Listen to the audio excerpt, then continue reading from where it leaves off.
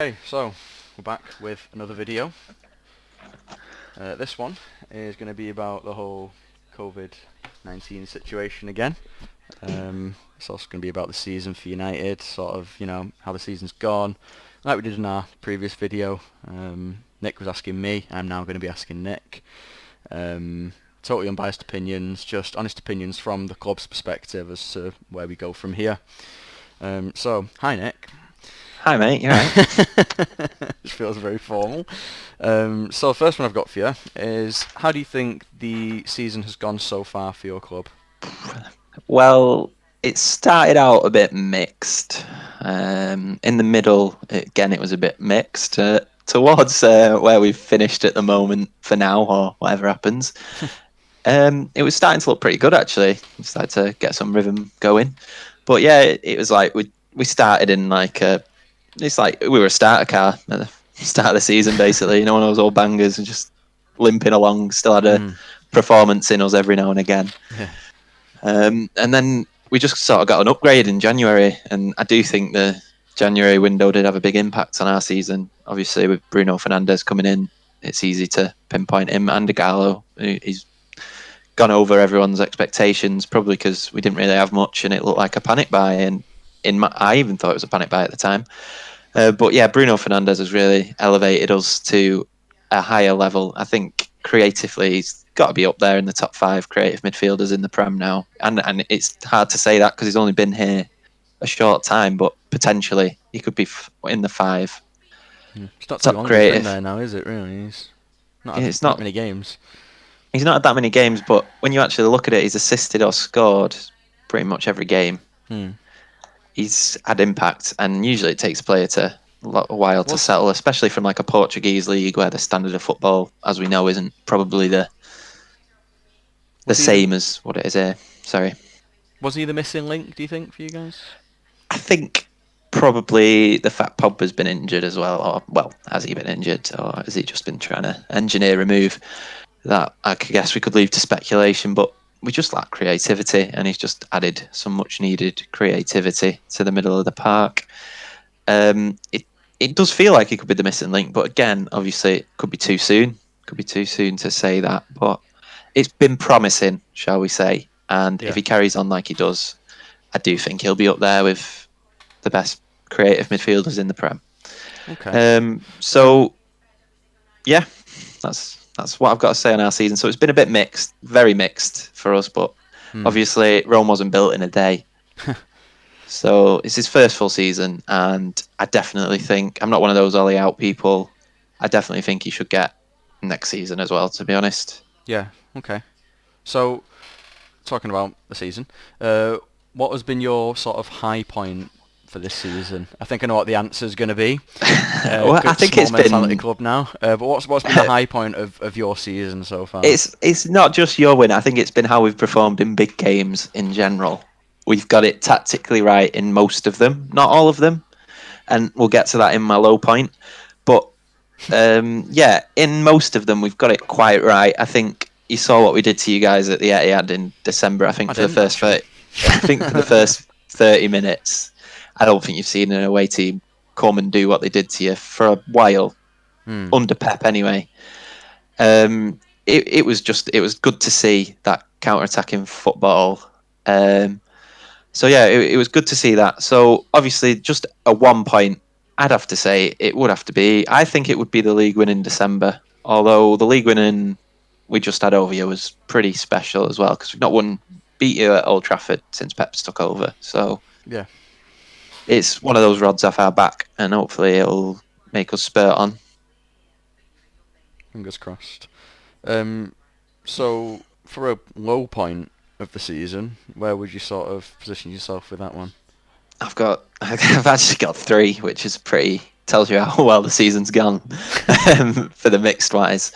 One would be the West Ham game away from home.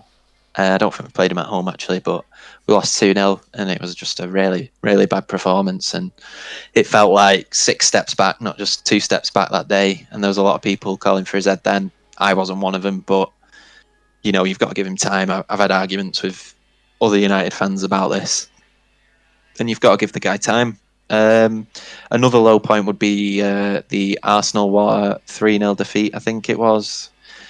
Might be the wrong score there, but we lost to Arsenal, and that was a game we had a bit of expectations for. We just sort of started to click a bit, and then obviously Liverpool won.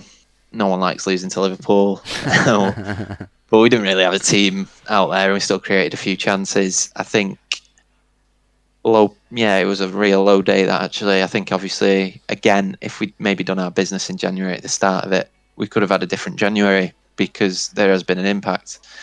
Yeah, but I think I remember you getting in touch after the Liverpool game, where I might have got in touch with you and said, it's the first game I've ever watched in a while like that I've actually been like, I want United to win.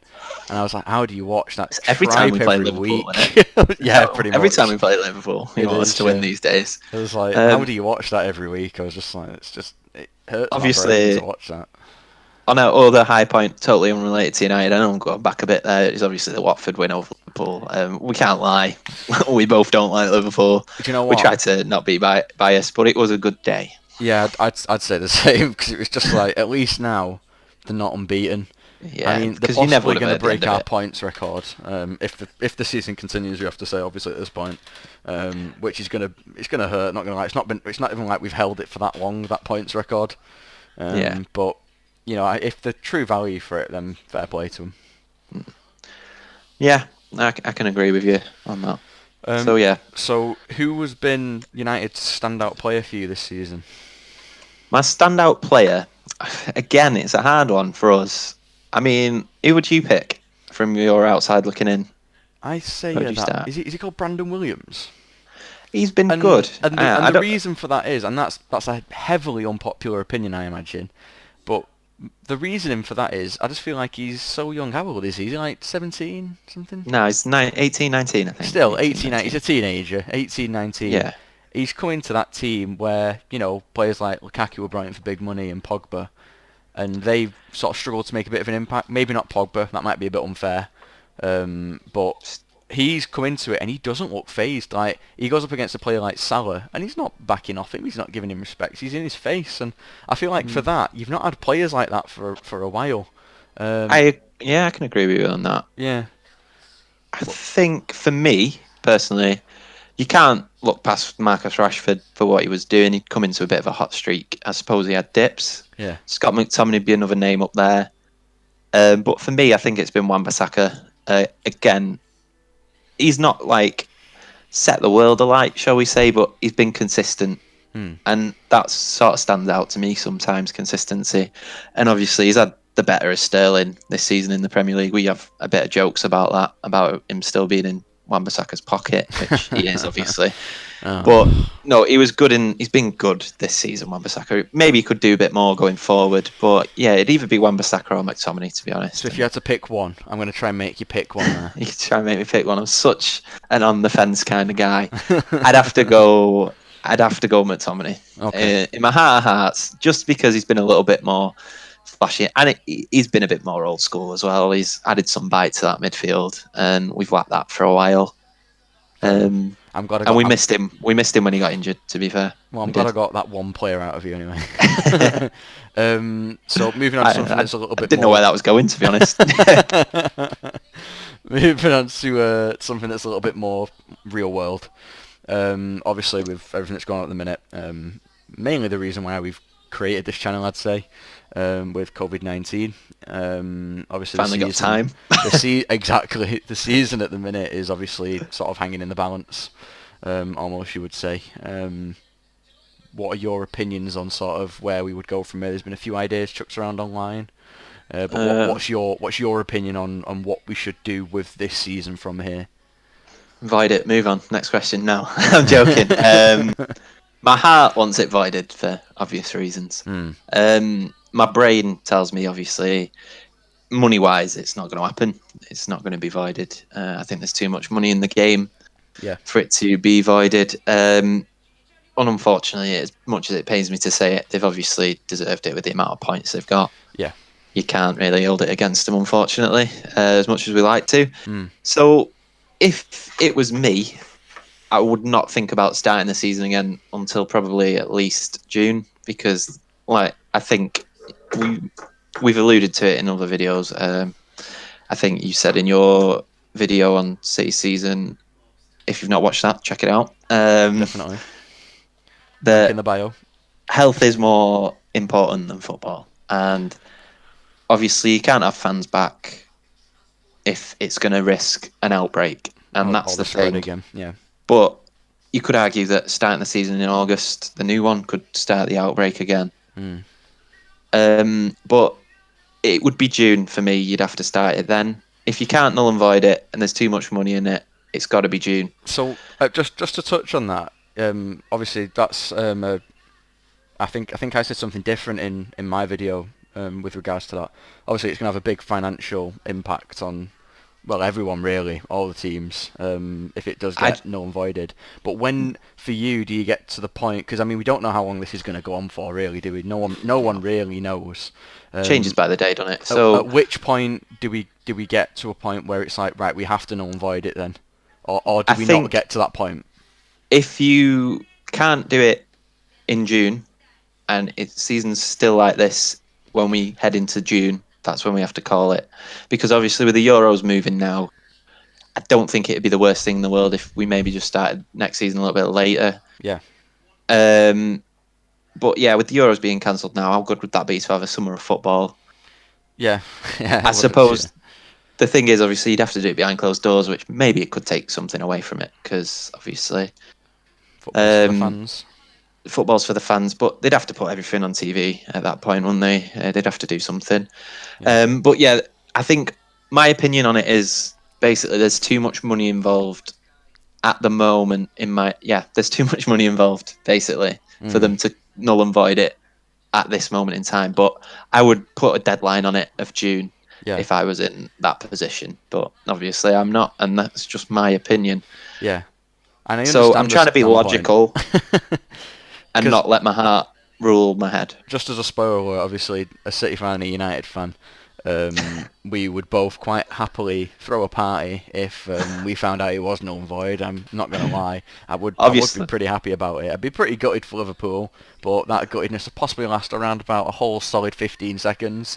And then you'd start to hear the cracking of beers in the kitchen, and that would be me for the rest of the night. Social distancing. Party, that's it, yeah. Yeah, in the kitchen, not in a pub. Don't get any ideas, guys. And finally, the last question I've got down here for you, Nick, is so if the season was to continue, like you mentioned, whenever that may be, what would then be a successful season for United? It's a tricky one. I mean, obviously, I've got to say top four. We've got to get back in that Champions League one way or another. Obviously, we have another chance to do that in the Europa League. Pretty sure whenever it starts up again, I'm pretty sure we're going through to the next round. We did win 5-0, obviously. So, obviously, that could get eaten up if they come and beat us 6-0, but I doubt it. I think it's got to be success in the league is finishing fourth. I think, ideally, we do have a chance in both competitions. If you're in it, you've got a chance to win it, basically, is how I look at things. I think we got Norwich in the quarterfinal of the FA Cup if it ever starts up again. So hopefully, you'd hope on paper we should win that, but it's the cup in it, so anything can happen. Yeah. So I'd quite like to win the FA Cup. Obviously, that would mean we'd have to beat you at some point, unless you get knocked out if you don't get a favourable draw. But when's that happened in the last few years? So yeah, obviously. I think winning a trophy and finishing in the top four, I would deem that successful. It doesn't matter which of the trophies we win at this point, because let's be real about it. We've been in a rebuild season. Obviously, we've been rebuilding since Fergie. We've got it wrong for 7 years. This is the first manager where every transfer he's done I've liked. Yeah. And I can say that even though, obviously, I was a bit sceptical of Ighalo, he's come all right. Obviously, it's still a bit early to judge him, but he looks like he's enjoying it. He's a fan of the club. We love him. He's a cult hero already, basically. So, yeah, I think it's got to be the Cup and League. Not the league, finishing fourth in the league. At least. No, we didn't assume you were going to win the league, don't worry. No. Obviously, that's next season. No, I joke. Yeah, so I guess So that's it for the questions I've got on my list for you. yeah, Like I say, yeah. so you know, sure we'll think of some other things maybe that might crop up. Oh, by the way, it might be worth mentioning as well in this video. We have a Twitter page. We have a whole zero followers at the minute. Oh yeah, Absolutely popping 2 off. actually. 2 followers. Ourselves. Oh yeah, us too. Yeah, So if you see us on there, give us a follow as well, gladly, because yeah. I've not actually got that many followers. The only At thing I Red use and Blue One that's it. Yeah, is the Twitter handle. at So Red and Blue One. unfortunately, at Red and Blue was taken. So So if you can, go to at Red and Blue, comment on all of his tweets and say, and just abuse him. No, don't do that. Until he's forced to deactivate. yeah, No, then we can take his handle. that's it. Yeah. Hostile takeover and all that. This is the plan. We'll call ourselves the Red and Blue Crew. Yeah. I'm cringing Anyway, actually in maybe my not. seat. But But yeah, to that was a bit summarise, cringy. this has To gone quite well. Keep interrupting. Until next time, Yeah. we'll speak again. Yeah. Keep safe. Keep safe. And see you soon. See Like you and soon. subscribe.